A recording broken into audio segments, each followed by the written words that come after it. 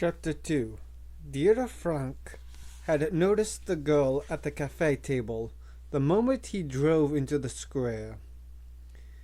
He always noticed beautiful women. This one struck him as a tiny bundle of sex appeal. She was a pale blonde with light green eyes, and she probably had German blood. It was not unusual here in the northeast of France, so close to the border. A small, slim body was wrapped in a dress like a sack, but she had added a bright yellow scarf of cheap cotton with a flair for style that he thought enchantingly French. When he spoke to her, he had observed the initial flash of fear usual in a French person on being approached by one of the Germans' occupiers. But then immediately afterwards, he had seen on her pretty face a look of ill-concealed defiance that had piqued his interest. She was with an attractive man who was not very interested in her, probably her husband. Deirdre had asked her to take a photo only because he wanted to talk to her. He had a wife and two pretty children in Cologne, and he shared his Paris apartment with Stephanie, but that would not stop him making a play for another girl. Beautiful women were like the gorgeous French impressionist paintings he collected. Having one did not stop you wanting another. French women were the most beautiful in the world, but everything French was beautiful. Their bridges, their boulevards, their furniture, even their china tableware. Deirdre loved Paris nightclubs, champagne, foie gras, and warm baguettes. He enjoyed buying shirts and ties at Charvet, the legendary chemistry, opposite the Ritz Hotel. He could happily have lived in Paris forever. He did not know where he had acquired such taste.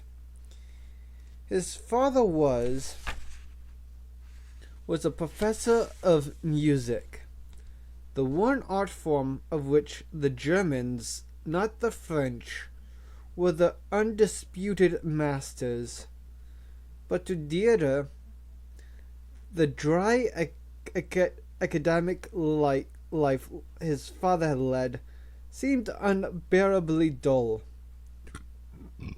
and he had horrified his parents by becoming a policeman, one of the first university graduates in Germany so to do.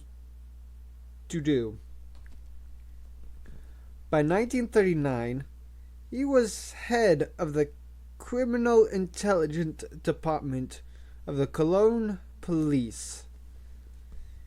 In May 1940, when General Heinz Guderian's Panzer tanks crossed the river, mules at Sedan, and swept triumphantly through France to the English Channel in a week, Deirdre impulsively applied for a commission in the army.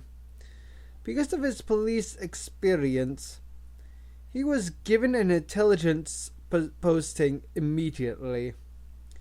He spoke fluent French and adequate English, so he was put to work interrogating captured prisoners. He had a talent for the work, and it gave him profound satisfaction to extract information that could help his side win battles. In North Africa, his results had been noticed by Rommel himself. He was always willing to use torture when necessary, but he liked to persuade people by subtler means. That was how he had got Stephanie, poised, sensual, and shrewd. She had been the owner of a Paris store selling ladies' hats that were devastatingly chic and obscenely expensive. But she had a Jewish grandmother. She had lost the store and spent 6 months in a French prison, and she had been on her way to a camp in Germany when Deirdre rescued her. He could have raped her. She had certainly expected that. No one would have raised a protest, let alone punished him. But instead, he had fed her, given her new clothes, installed her in the spare bedroom in his apartment, and treated her with gentle affection until one evening, after a dinner of fleur de lis and a bottle of Le Tache, he had seduced her deliciously on the couch in front of a blazing coal fire. Today, though, she was part of his camouflage. He was working with Rommel again. Field Marshal Erwin Rommel, the Desert Fox, was now commander of Army Group B, defending northern France. German intelligence expected an Allied invasion this summer. Rommel did not have enough men to guard the hundreds of miles of vulnerable coastline, so he had adopted a daring strategy of flexible response. His battalions were miles inland, ready to be swiftly deployed wherever needed. The British knew this. They had intelligence too. Their counter-plan was to slow Rommel's response by disrupting his communications. Night and day, British and American bombers pounded roads and railways, bridges and tunnels, stations and marshalling yards. And the resistance blew up power stations and factories, derailed trains, cut telephone lines, and sent teenage girls to pour grit into the oil reservoirs of trucks and tanks. Deirdre's brief was to identify key communications targets and assess the ability of the resistance to attack them. In the last few months, from his base in Paris, he had ranged all over northern France, barking at sleepy sentries and putting the fear of God into lazy captains, tightening up security at railways, signal boxes, train sheds, vehicle parks, and airfield control towers. Today he was paying a surprise visit to a telephone exchange of enormous strategic importance. Through this building passed all telephone traffic from the High Command in Berlin to German forces in northern France. That included teleprinter messages, the means by which most orders were sent nowadays. If the exchange was destroyed, German communications would be crippled. The Allies obviously knew that and had tried to bomb the place, with limited success. It was the perfect candidate for a resistance attack. Yet security was infuriatingly lax by Dieter's standards. That was probably due to the influence of the Gestapo, who had a post in the same building. The Geheimdienstpolizei was the state security service, and men were often promoted by reasons of loyalty to Hitler and enthusiasm for fascism, rather than because of their brains or ability. Dieter had been here for half an hour, taking photographs, his anger mounting as the men responsible for guarding the place continued to ignore him. However, as the church bell stopped ringing, a Gestapo officer in major's uniform came strutting through the tall iron gates of the chateau and headed straight for Dieter. In bad French, he shouted, "Give me that camera." Dieter turned away, pretending not to hear. "It is forbidden to take photographs of the chateau, imbecile," the man yelled. "Can't you see this is a military installation?" Dieter turned to him and replied quietly in German, "You took a damn long time to notice me." The man was taken aback. People in civilian clothing were usually frightened of the Gestapo. "What are you talking about?" he said, less aggressively. Dieter checked his watch. "I've been here for 32 minutes. I could have taken a dozen photographs and driven away long ago. Are you in charge of security? Who are you?" "Major Dieter Frank, from Field Marshal Rommel's personnel staff." "Frank," said the man, "I remember you." Dieter looked harder at him.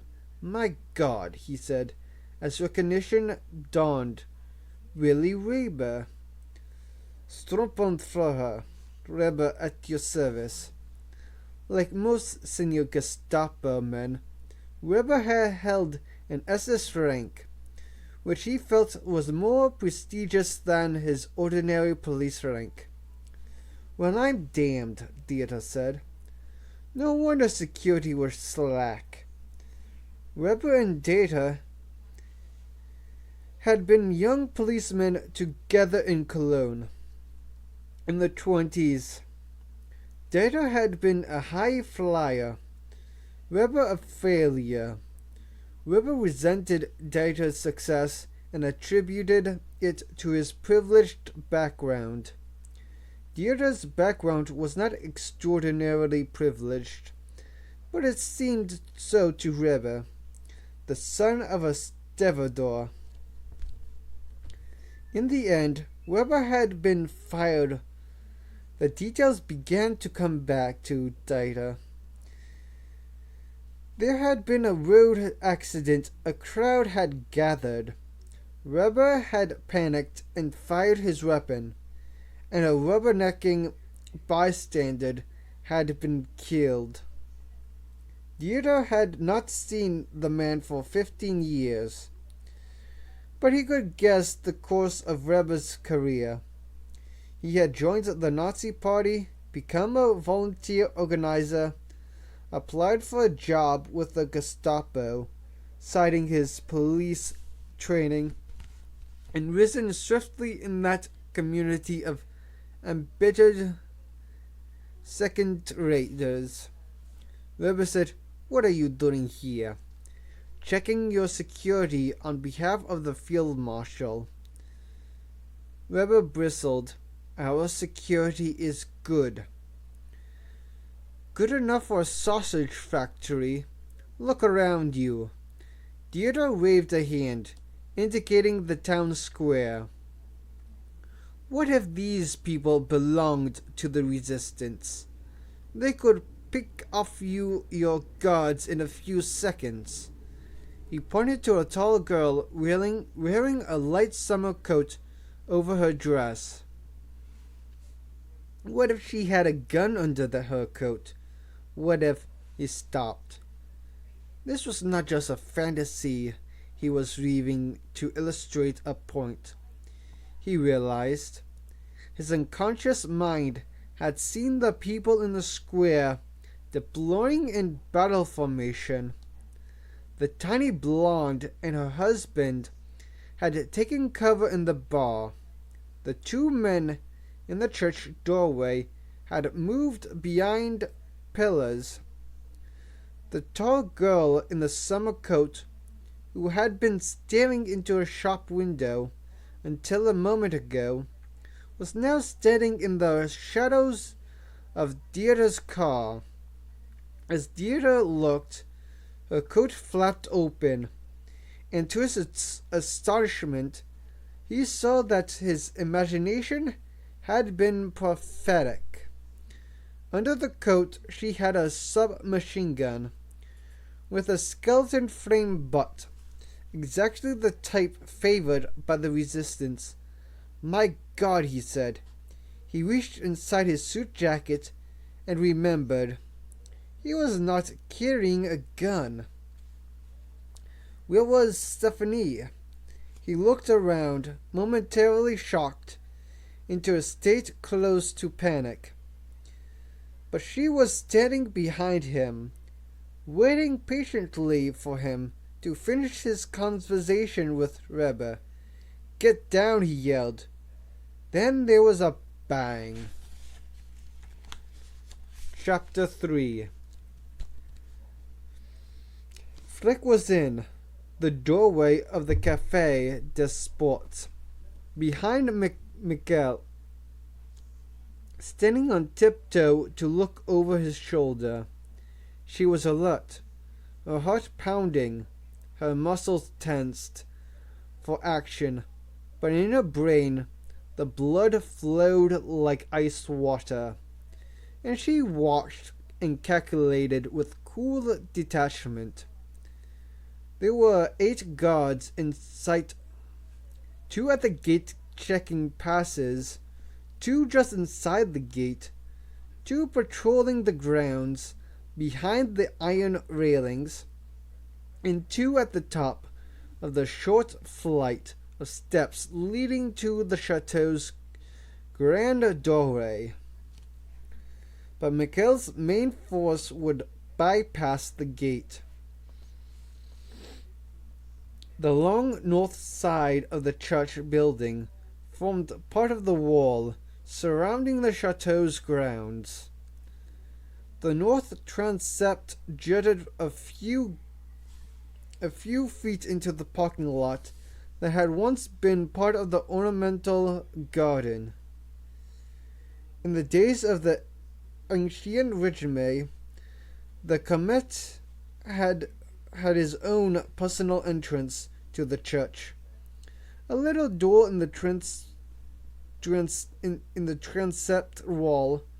The doorway had been boarded up and plastered over more than 100 years ago, and had remained that way until today. An hour ago, a retired quarryman called Gaston had entered the empty church and carefully placed 4 half-pound sticks of yellow plastic explosive at the foot of the blocked doorway. He had inserted detonators, connected them together so that they would all go off at the same instant, and added a 5-second fuse ignited by a thumb plunger. Then he had smeared everything with ash from his kitchen fire to make it inconspicuous, and moved an old wooden bench in front of the doorway for additional concealment. Satisfied with his handiwork, he had knelt down to pray. When the church bell had stopped ringing a few seconds ago, Gaston had got up from his pew, walked a few paces from the nave into the transept, depressed the plunger, and ducked quickly back around the corner. The blast must have shaken centuries of dust from the Gothic arches, but the transept was not occupied during services, so no one would have been injured. After the boom of the explosion, there was a long moment of silence in the square. Everyone froze. The guards at the chateau gate, the sentries patrolling the fence, the Gestapo major, and the well-dressed German with a glamorous mistress. Flick, taut with apprehension, looked across the square and through the iron railings into the grounds. In the parking lot was a relic of the 17th century garden, a stone fountain with 3 mossy shrubs sporting where jets of water had once flowed. Around the dry marble bowl were parked a truck, an armored car, a Mercedes sedan painted the gray-green of the German army, and 2 black Citroëns of the traction avant type favored by the Gestapo in France. A soldier was filling the tank of one of the Citroëns using a gas pump that stood incongruously in front of a tall chateau window. For a few seconds, nothing moved. Flick waited, holding her breath. Among the congregation in the church were 10 armed men. The priest, who was not a sympathizer and therefore had no warning, must have been pleased that so many people had shown up for the evening service, which was not normally very popular. He might have wondered why some of them wore topcoats despite the warm weather. But after 4 years of austerity, lots of people wore odd clothes, and a man might wear a raincoat to church because he had no jacket. By now, Flick hoped the priest understood it all. At this moment, the 10 would be leaping from their seats, pulling out their guns, and rushing through the brand new hole in the wall. At last they came into view around the end of the church. Flick's heart leapt with pride and fear when she saw them, a motley army in old caps and worn-out shoes, running across the parking lot toward the grand entrance of the chateau, feet pounding the dusty soil, clutching their assorted weapons, pistols, revolvers, rifles, and one submachine gun. They had not yet begun firing them, for they were trying to get as close as possible to the building before the shooting started. Michael saw them at the same time. He made a noise between a grunt and a sigh, and Flick knew he felt the same mixture of pride at their bravery and fear for their lives. Now was the moment to distract the guards. Michael raised his rifle, a Lee Enfield No. 4 Mark 1, the kind the resistance called a Canadian rifle, because many of them were made in Canada. He drew a bead, took up the slack of the two-stage trigger, then fired.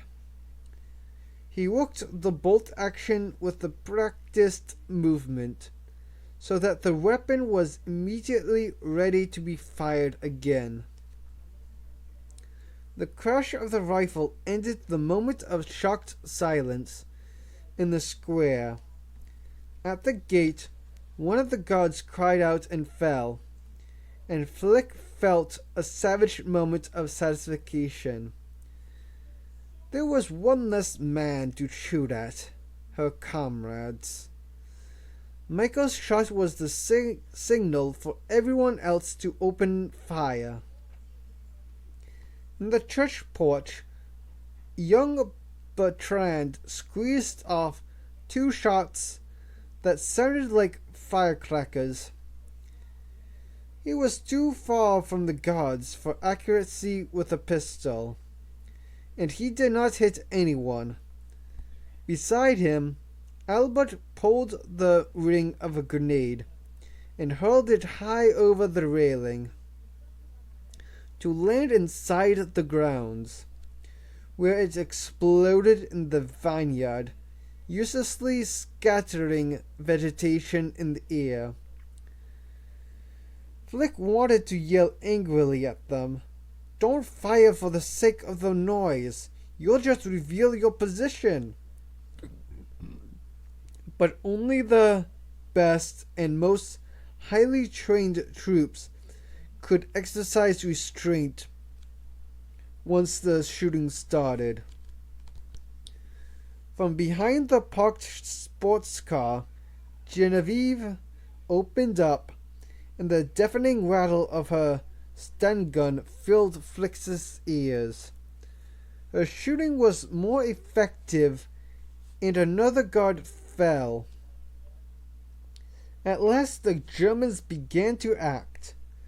The guards took cover behind the stone pillars, or lay flat, and brought their rifles to bear. The Gestapo major fumbled his pistol out of his holster. The redhead turned and ran, but her sexy shoes slipped on the cobblestones, and she fell. Her man lay on top of her, protecting her with his body, and Flick decided she had been right to suppose he was a soldier, for a civilian would not know that it was safer to lie down than to run. The sentries opened fire. Almost immediately, Albert was hit. Flick saw him stagger and clutch his throat. A hand grenade he had been about to throw dropped from his grasp. Then a second round hit him, this time in the forehead. He fell like a stone, and Flick thought with sudden grief of the baby girl born this morning, who now had no father. Besides Albert, Bertrand saw the turtle shell grenade roll across the age-worn stone step of the church porch. He hurled himself through the doorway as the grenade exploded. Flick waited for him to reappear, but he did not, and she thought with anguished uncertainty that he could be dead, wounded, or just stunned. In the parking lot, the team from the church stopped running, turned on the remaining 6 sentries, and opened up. The 4 guards near the gate were caught in a crossfire between those inside the grounds and those outside in the square, and they were wiped out in seconds, leaving only the 2 on the chateau steps. Michael's plan was working, Flick thought with a surge of hope. But the enemy troops inside the building had now had the time to seize their weapons and rush to the doors and windows, and they began to shoot, changing the odds again. Everything depended on how many of them there were. For a few moments, the bullets poured like rain, and Flick stopped counting. Then she realized, with dismay, that there were many more guns in the chateau than she had expected. Fire seemed to be coming from at least 12 doors and windows. The men from the church, who should by now be inside the building, retreated to take cover behind the vehicles in the parking lot. Antoinette had been right, and MI6 wrong, about the number of troops stationed here. 12 was the MI6 estimate, yet the resistance had downed 6 for certain, and there were at least 14 still firing. Flick cursed passionately. In a fight like this, the resistance could win only by sudden, overwhelming violence. If they did not crush the enemy right away, they were in trouble. As the seconds ticked by, army training and discipline began to tell. In the end, regular troops would always prevail in a drawn-out conflict.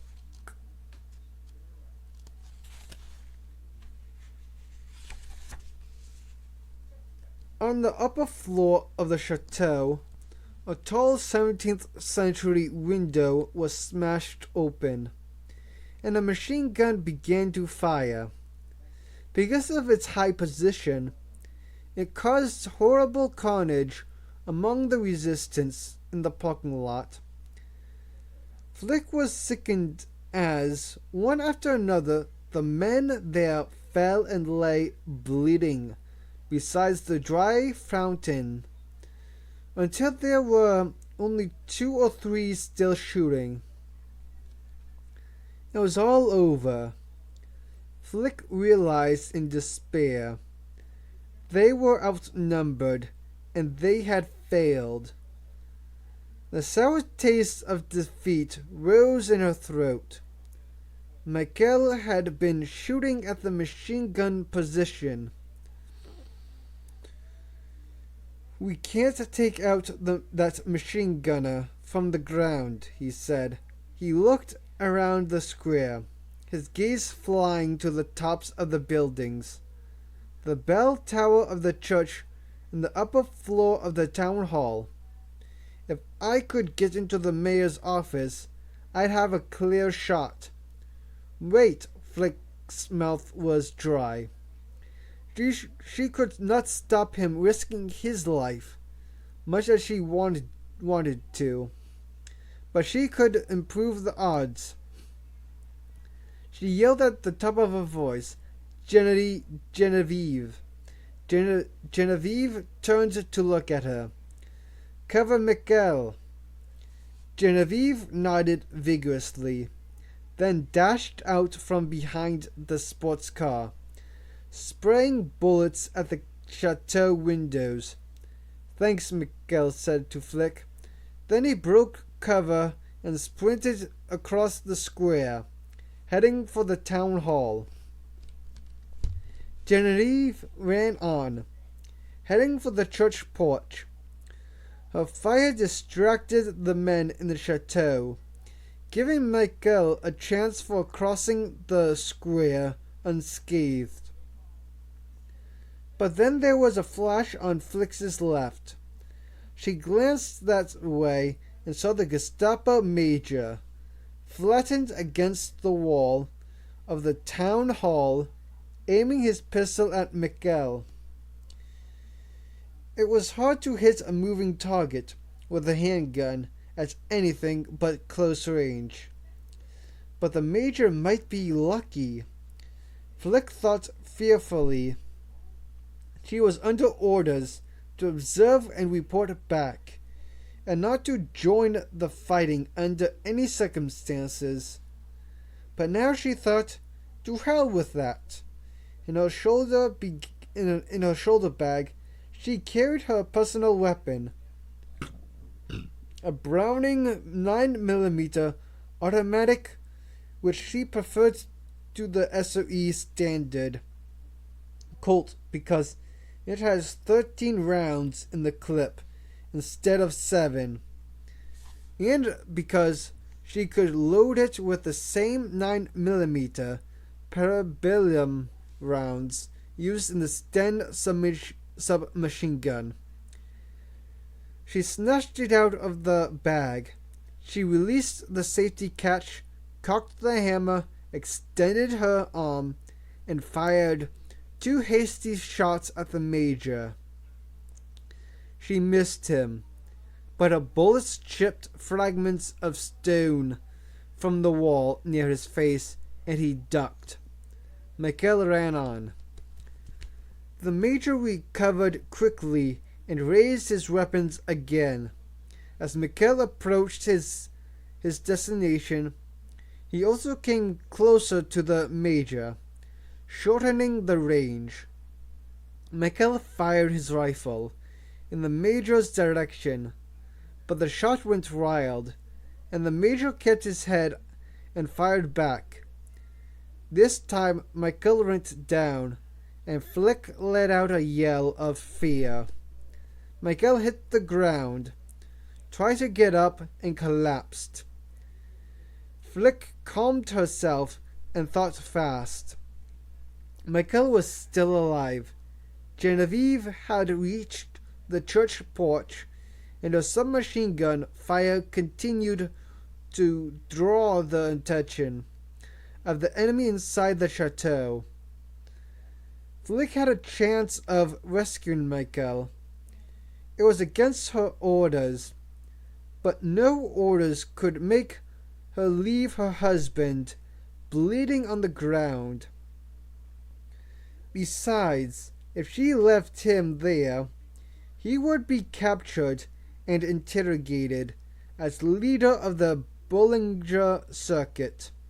Michael knew every name, every address, every code word. His capture would be a catastrophe. There was no choice. She shot at the Major again. Again she missed, but she pulled the trigger repeatedly, and the steady fire forced the man to retreat along the wall, looking for cover. She ran out of the bar into the square. From the corner of her eye, she saw the owner of the sports car, still protecting his mistress from gunfire by lying on top of her. Flick had forgotten him. She realized with sudden fear. Was he armed? If so, he could shoot her easily, but no bullets came. She reached the supine Michael and went down on one knee. She turned towards the town hall and fired 2 wild shots to keep the Major busy. Then she looked at her husband. To her relief, she saw that his eyes were opened, and he was breathing. He seemed to be bleeding from his left buttock. Her fear receded a little. "You got a bullet in your bum," she said in English. He replied in French, "It hurts like hell." She turned again to the town hall. The Major had retreated 20 meters and crossed the narrow street to a shop doorway. This time, Flick took a few seconds to aim carefully. She squeezed off 4 shots. The shop window exploded in a storm of glass, and the Major staggered back and fell to the ground. Flick spoke to Michael in French. "Try to get up," she said. He rolled over, groaning in pain, and got to one knee. But he could not move his injured leg. "Come on," she said harshly. "If you stay here, you'll be killed." She grabbed him by the front of his shirt and heaved him upright with a mighty effort. He stood on his good leg, but he could not bear his own weight, and leaned heavily against her. She realized that he was not going to be able to walk, and she groaned in despair. She glanced over to the side of the town hall. The Major was getting up. He had blood on his face, but he did not seem badly injured. She guessed that he had been cut superficially by flying glass, but might still be capable of shooting. There was only one thing for it. She would have to pick Michael up and carry him to safety. She bent in front of him, grasped him around the thighs, and eased him onto her shoulder in the classic fireman's lift. He was tall but thin. Most French people were thin these days. All the same, she thought she would collapse under his weight. She staggered and felt dizzy for a second, but she stayed upright. After a moment, she took a step forward. She lumbered across the cobblestones. She thought the Major was shooting at her, but she could not be sure as there was so much gunfire from the chateau, from Genevieve, and from the resistance fighters still alive in the parking lot.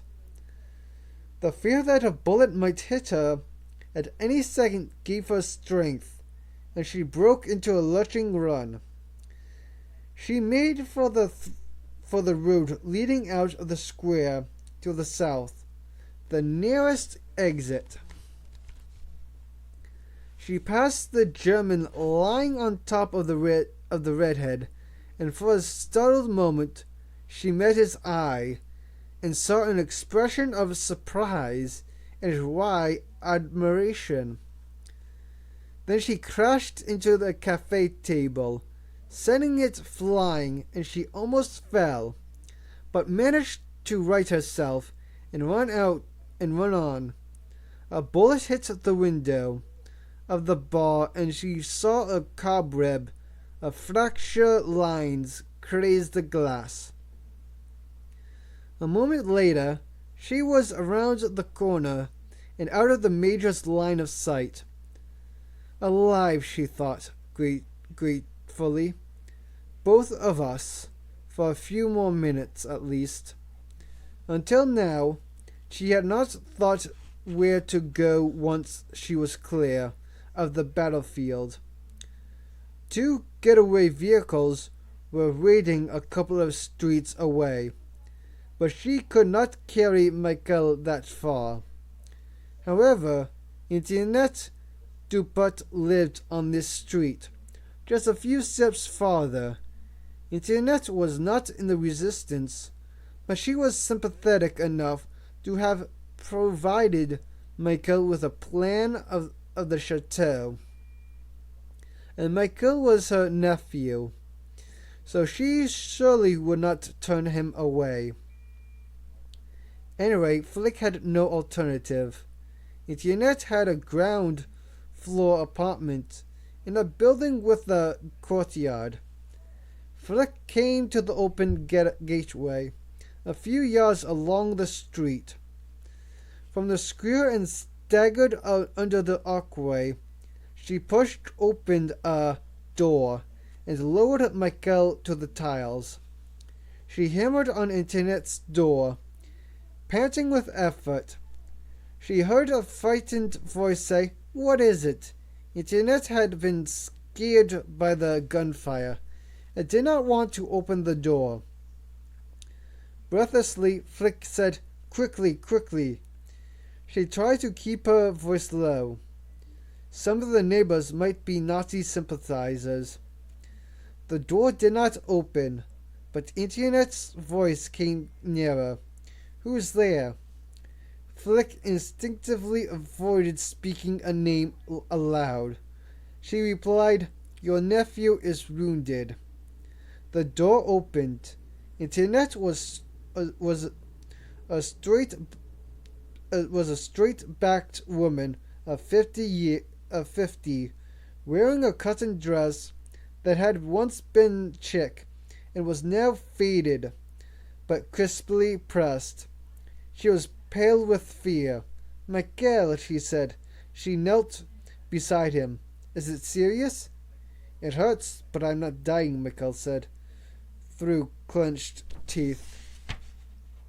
"You poor thing." She brushed his hair off his sweaty forehead with a gesture like a caress. Flick said impatiently, "Let's get him inside." She took Michael's arms, and Antoinette lifted him by the knees. He grunted with pain. Together, they carried him into the living room and put him down on a faded velvet sofa. "Take care of him while I fetch the car," Flick said. She ran back into the street. The gunfire was dying down. She did not have long. She raced along the street and turned two corners. Outside a closed bakery, two vehicles were parked, with their engines running. One a rusty Renault, the other a van with a faded sign on the side that had once read Blanchisserie Bisset, Bisset's Laundry. The van was borrowed from the father of Bertrand. He was able to get fuel because he washed sheets for hotels used by the Germans. The Renault had been stolen this morning in Chalons, and Michael had changed its license plates. Flick decided to take the car, leaving the van for any survivors who might get away from the carnage in the chateau grounds. She spoke briefly to the driver of the van. "Right here for 5 minutes, then leave." She ran to the car, jumped into the passenger seat, and said, "Let's go, quickly." At the wheel of the Renault was Gilbert, a 19-year-old girl with long dark hair, pretty but stupid. Flick did not know why she was in the resistance. She was not the usual type. Instead of pulling away, Gilbert said, "Where to?" "I'll direct you. For the love of Christ, move." Gilbert put the car in gear and drove off. "Left, then right," Flick said. In the 2 minutes of inaction that followed, the full realization of her failure hit her. Most of the Bollinger Circuit was wiped out. Albert and others had died. Genevieve, Bertrand, and any others who survived would probably be tortured. And it was all for nothing. The telephone exchange was undamaged, and German communications were intact. Flick felt worthless. She tried to think what she had done wrong. Had it been a mistake to try a frontal attack on a guarded military installation? Not necessarily. The plan might have worked, but for the inaccurate intelligence supplied by MI6. However, it would have been safer, she now thought, to get inside the building by some clandestine means. That would have given the resistance a better chance of getting to this crucial equipment. Gilbote pulled up at the courtyard entrance. "Turn the car around," Flick said, and jumped out. Michael was lying face down on Antoinette's sofa, trousers pulled down, looking undignified.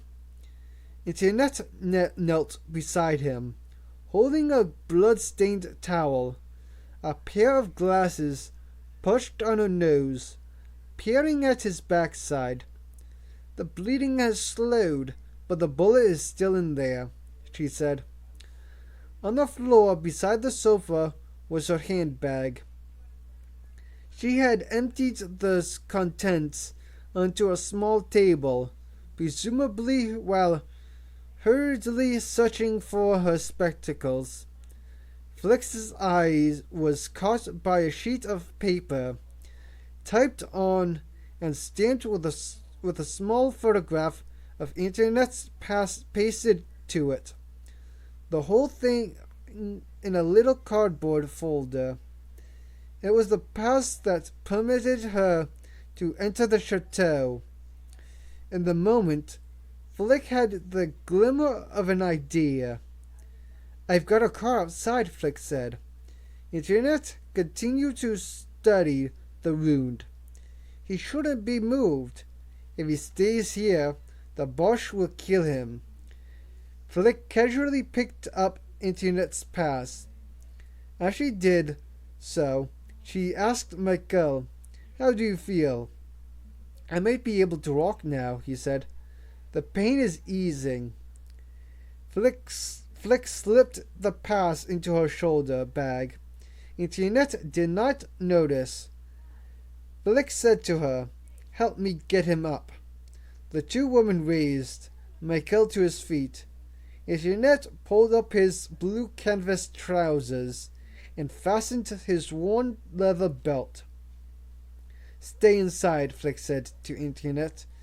"I don't want anyone to see you with us."